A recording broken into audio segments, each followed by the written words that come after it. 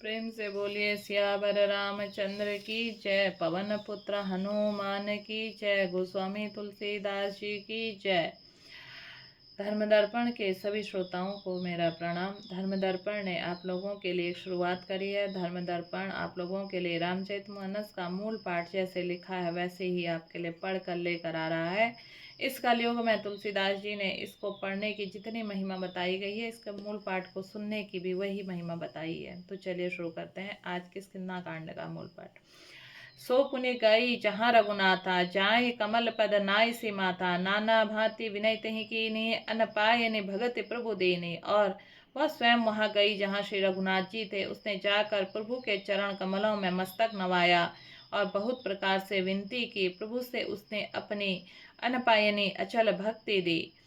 बद्री बन कहूँ सो गई प्रभु आज्ञा धरी शीस, उर धरे रामचरण जुग जे बंदत अजीस। प्रभु की आज्ञा सिर पर धारण कर श्री राम जी की युगल चरणों को, जिनको ब्रह्मा और महेश भी वंदना करते हैं, हृदय में धारण कर वह स्वयं प्रभा बद्री का श्रम को चली गई। यहाँ विचारहि कपि मन माही, बीती अवधि काज कछु नाही। सब मिले कहीं परस्पर बाता, बिनु सुधि लय करब का भ्राता। यह वानरगण मन में विचार कर रहे हैं, अवधि तो बीत गई पर काम कुछ न हुआ। सब मिलकर आपस में बात करने लगे, हे भाई, अब तो सीता जी की खबर लिए बिना लौट कर भी क्या करेंगे। कहा अंगद लोचन भरी बारी, दुह प्रकार भय मृत्यु हमारी। यहाँ न सुधि सीता कह पाई, वहाँ गए मारहि कपिराई। अंगद ने नेत्रों में जल भरकर कहा कि दोनों ही प्रकार हमारी मृत्यु हुई है।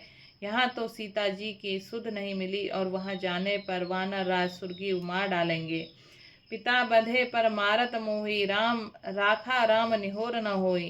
पुनि पुनि अंगद कह सब पाही, मरन भयहु कछु संशय नाही। वे तो पिता के वध होने पर भी मुझे मार डालते, श्री राम जी ही मेरी रक्षा की है, इसमें सुग्रीव का कोई एहसान नहीं है। अंगद बार बार सबसे कह रहे हैं अब मरण हुआ, इसमें कुछ भी संदेह नहीं है। अंगद बचन सुनत कपिवीरा, बोल न सकहि नयन भौबीर नीरा। क्षण एक सोच मगन होई रहे, पुनि अस वचन कहत सब भय। वानर वीर अंगद के वचन सुनते हैं किंतु कुछ बोल नहीं सकते, उनके नेत्रों से जल बह रहा है। एक क्षण के लिए वह सब सोच में मग्न हो गए, फिर सब ऐसा वचन कहने लगे, हम सीता कै सुधि लीने बिना, नहीं जहें जुबराज प्रवीणा। अस कहीं लवन सिंधु तट जाई, बैठे कभी सब दर्भ डसाई। हे सुयोग्य युवराज, हम लोग सीता जी को खोज लिए बिना नहीं लौटेंगे। ऐसा कहकर लवसागर ने तट पर जाकर सब वानर कुछ बिछाकर बैठ गए। जामवत अंगद दुख देखी, कहीं कथा उपदेश विशेषी। ताते राम कहूँ नर जान जनि मानहु, निर्गुण ब्रह्म अजीत आज अज जानहु। जामवन ने अंगद का दुख देखकर विशेष उपदेश कथाएं कही। वे बोले, हे तात, श्री राम जी को मनुष्य न मानो, उन्हें निर्गुण ब्रह्मा अजय और अजन्मा समझो। हम सेवक अति बड़भागी, संतन सगुन ब्रह्मा अनुरागी। हम सब सेवक अत्यंत बड़भागी हैं जो निरंतर सगुण ब्रह्मा श्री राम जी से प्रीति रखते हैं। निज इच्छा प्रभु अवतरई, सुर मही दो गोद्विज लागी। सगुन उपासक संग तरहि, मोक्ष सब त्यागी। देवता पृथ्वी गौ और ब्राह्मणों के लिए प्रभु अपनी इच्छाओं किसी भी कर्म बंधन से नहीं अवतार लेते हैं। वह सगुणोपासक भक्तगण सालोक्य, सामीप्य, सारूप्य, सारिष्टि और सायुजन्य सब प्रकार से मोक्षों को त्याग कर उनकी सेवा में रहते हैं। यही विधि कथा कहीं बहुभांति, गिरी कंदरऊ सुनि संपाति। बाहिर होई देखी बहु कीसा, मोहि आहार दीन जगदीसा। इस प्रकार जामन बहुत प्रकार से कथाएं कह रहे हैं। उनकी बातें पर्वत कंदराओं संपाति ने सुनी है। बाहर निकलकर उन्होंने बहुत वानर दिखे। तब वो बोला, जगदीश्वर ने मुझको घर बैठे बहुत आहार भेज दिया है। आज सबही का भक्षण कराऊं, दिन बहु चले आहार बिन मराऊं। कबहू न मिली भरी उदर आहारा, आज दीन विधि एक ही बारा। आज इन सबको खा जाऊंगा। बहुत दिन बीत गए हैं, भोजन बिना मर रहा था, पेट भर भोजन कभी नहीं मिलता। आज विधाता ने मुझ में बार में बहुत सा भोजन दे दिया है। डर पे गीत वचन सुनी काना, बहुत भा मरन सत्य हम जाना। कपि सब उठे गीत कहीं देखी, जामवंत मन सोच विशेषी। गीत के वचन कानों में सुनते ही सब डर गए। तब सचमुच ही मरना हो गया। यह हमने जान लिया। फिर उसने गीध संपाति को देखकर सब वानर उठ खड़े हुए। जामवंत के मन में विशेष सोच हुई। कहा, अंगद विचारे मन माही, धन्य जटायु सम कोई नाही। राम काज करन तानु त्यागी, हरिपुर गयऊँ परम बड़ भागी। अंगद ने मन में विचार कर कहा, आहा, जटायु के समान धन्य कोई नहीं है। श्री राम जी के कार्य के लिए शरीर छोड़कर वह परम बड़भागी भगवान के परम धाम को चला गया।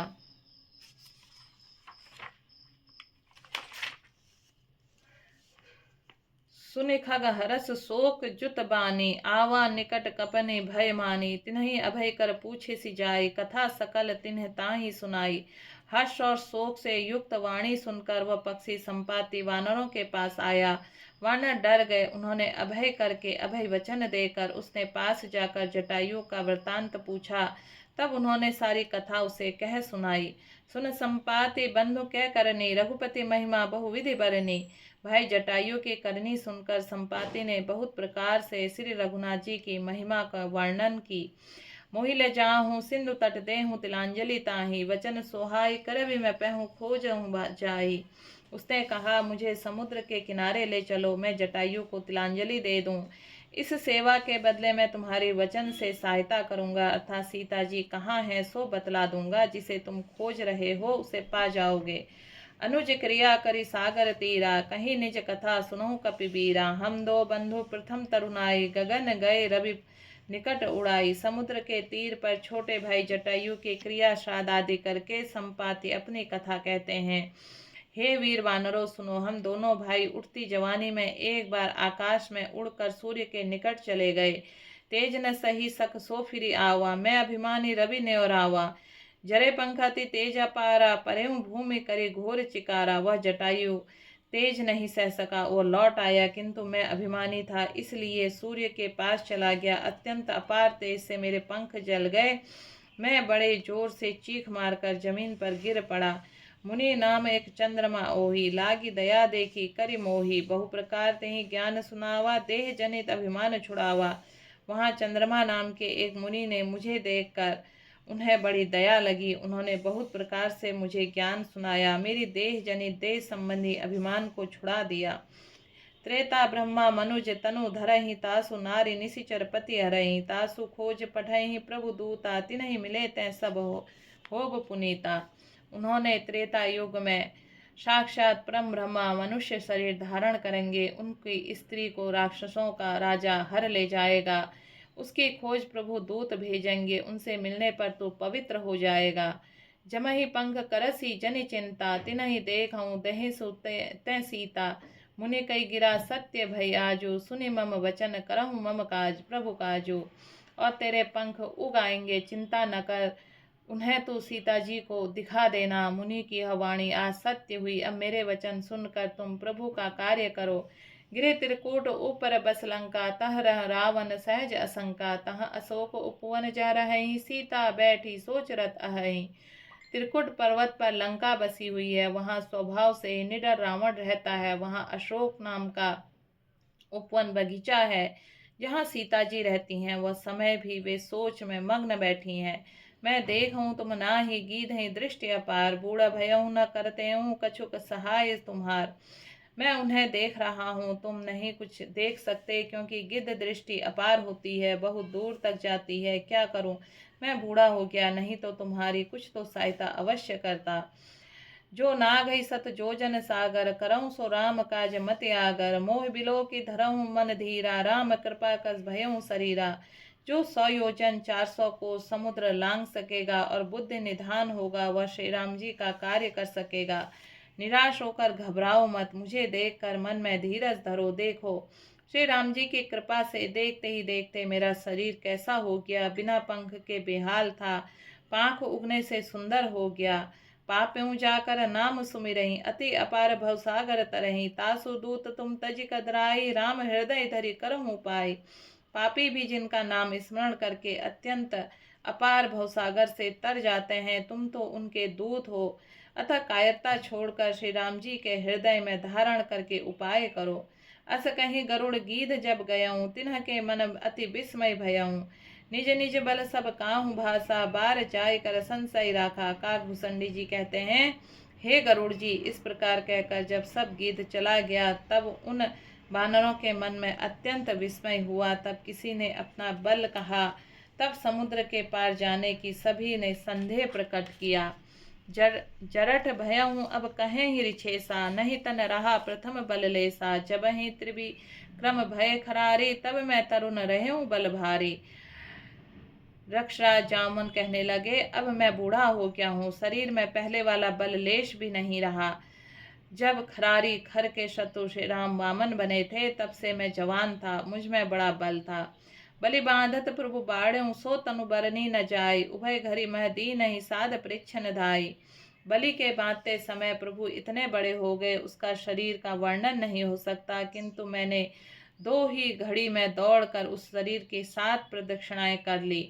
अंगद कहीं जाऊं मैं पारा, जे संशय कछु फिरती बारा। जामवंत कह तुम सब लायक, पठई किमि सबहि नर कर नायक। अंगद ने कहा, मैं पार तो चला जाऊंगा, परंतु लौटते समय के लिए हृदय में कुछ संदेह है। जामवंत ने कहा, तुम सब प्रकार के योग्य हो, परंतु तुम सबके नेता हो, तुम्हें कैसे भेजा जाए। कह रीछपति सुन हनुमाना, का चुप साधे रहूं बलवाना। पवन तनय बल पवन समाना, बुद्धि विवेक विज्ञान निधाना। रक्षराज जामवंत ने हनुमान जी से कहा, हे हनुमान, हे बलवान, तुम सुनो, तुमने यह क्यों चुप्पी साध रखी है। तुम पवन पुत्र हो, बल में पवन के समान हो, तुम बुद्धि विवेक और विज्ञान की खान हो। कवन सो काज कठिन जग माही, जो नहीं होत तात तुम पाही। राम काज लगे तब अवतारा, सुनत भयों पर्वताकारा। जगत में कौन सा ऐसा कठिन काम है जो हे तात तुमसे न हो सके। श्री राम जी के कार्य के लिए ही तो तुम्हारा अवतार हुआ है। सुनते ही हनुमान जी पर्वत के आकार का अत्यंत विशालकाय हो गए। कनक बरन तन तेज बिराजा, मानहु अपर गृह कर राजा। सिंहनाद कर 12 बारा, लीलाए नागहु जलधि निखारा। उनके सोने सा रंग, शरीर पर तेज सुशोभित है, मानो दूसरा पर्वतों का राजा सुमेर हो। हनुमान जी ने बार बार सिंहनाद करके कहा, मैं इस खारे समुद्र को खेल में लांघ सकता हूँ। सहित सहाय रावण ही मारी, आनऊ यह त्रिकुट उपारी। जामवंत मैं पूछूं तो ही उचित सिखावनु दीजहु मोही। और सहायकों सहित रावण को मार कर त्रिकुट पर्वतों को उखाड़ कर यहाँ ला सकता हूँ। जामवंत मैं तुमसे पूछता हूँ, तुम मुझे उचित सीख देना और मुझे क्या करना चाहिए। एतना करहूँ तात तुम जाई, सीतहि देखी कहूँ सुधि आई। तब निज भुज बल राजीव नैना, कौतुक लागी सन कपि सेना। जामवंत ने कहा, हे तात, तुम जाकर इतना ही करो, सीता जी को देखकर लौट आओ और उनकी खबर कह दो। फिर कमल नयन श्री राम जी अपने बाहुबल से राक्षसों का संहार करके सीता जी को ले आवेंगे। केवल खेल के लिए ही वानरों की सेना साथ लेंगे। कपि सेन संग संहारि, निशिचर राम सीतहि आनहि। त्रिलोकी पावन सुजस सुर मुनि नारदादि बखानहि। जो सुनत गावत कहत समझत, परम पद नर पावई। रघुबीर पद पाथोज मधुकर, दास तुलसी गावई। वानरों की सेना को साथ लेकर राक्षसों का संहार करके श्री राम जी सीता जी को ले जाएंगे। तब देवता नारद जी मुनि भगवान के तीनों लोकों को पवित्र करने वाले सुंदर यश का बखान करेंगे, जिसे सुनने, गाने, कहने और समझने से मनुष्य परम पद पाते हैं, और जिस रघुवीर के चरण कमल का मधुकर भ्रमर तुलसीदास गाता है। भाव बेसज रघुनाथ जसु, सुन हीचे नर अरु नारी। तिन्ह कर सकल मनोरथ, सिद्ध करे त्रिसरारी। श्री रघुवीर का यश भाव जन्म मरण रूप रोगी रोग अचूक दवा है। जो पुरुष और स्त्री इसे सुनेंगे, त्रिशिरारी के शत्रु श्री राम जी उनके सब मनोरथों को सिद्ध करेंगे। नीलोत्पल तन श्याम, काम कोटि शोभा अधिक। सुने तासु गुण ग्राम, जासु नाम खग अधिक बधिक। जिनके नीले कमल के समान श्याम शरीर हैं, जिनकी शोभा करोड़ों कामदेवों से भी अधिक है, जिनका नाम पाप रूपी पक्षों को मारने के लिए बधिक व्याध के समान है, उन श्री राम के गुणों का समूह लीला को अवश्य सुनना चाहिए। मास पारायण का 23वां विश्राम पूर्व इति श्री रामचरितमानस से सकल लघु शनि चतुर्थ सोपान समाप्त। कलयुग के समस्त पापों का नाश करने के लिए श्री रामचरित मानस का यह चौथा सोपान समाप्त हुआ। किष्किंधा कांड समाप्त हुआ। प्रेम से बोले सियावर रामचंद्र की जय। पवन पुत्र हनुमान की जय। गोस्वामी तुलसीदास जी की जय। सनातन धर्म की जय।